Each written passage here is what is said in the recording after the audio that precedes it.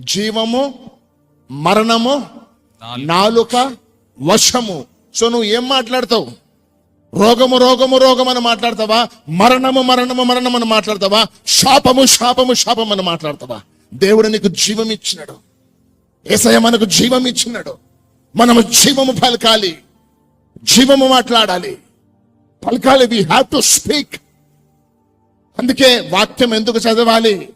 ప్రతిరోజు కీర్తనలు ఎందుకు చదువుతూ ఉండాలి?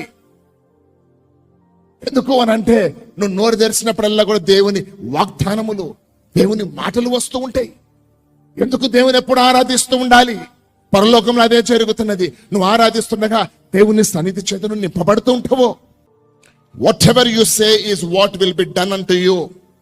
నువ్వు ఏమి పలుకుతావో, ఏం చెప్తావో అదే నీకు జరుగుతుంది. That's why declaring your healing with your mouth.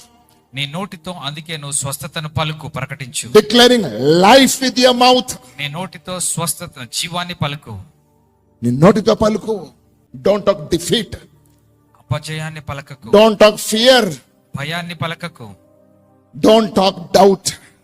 సందేహాన్ని, అనుమానాన్ని డోంట్ పలకకు. Talk about the sickness. అనారోగ్యం గురించి మాట్లాడకు. Talk about the life. జీవము గురించి మాట్లాడు. Talk about the power. శక్తి గురించి పలుకు. Talk about the deliverances. విడుదలల గురించి టాక్ మాట్లాడు. About the miracles and healing. అద్భుతాలు, స్వస్థత గురించి మాట్లాడు. Take the name of Jesus. Yesu నామాన్ని పలుకు. Use the name of Jesus. Yesu నామాన్ని ఉపయోగించు. Declare the name of Jesus. Yesu నామాన్ని ప్రకటించు. Declare victory. విజయముతో పలుకు. You will be healed. నువ్వు You స్వస్థపరచు. will be blessed. నువ్వు దీవించబడతావు.